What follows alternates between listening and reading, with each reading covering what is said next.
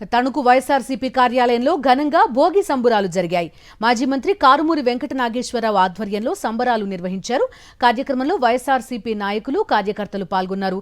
కూటమి పాలకులకు మంచి మనసు కలగాలని కోరుకుంటున్నామన్నారు కారుమూరి నాగేశ్వరరావు.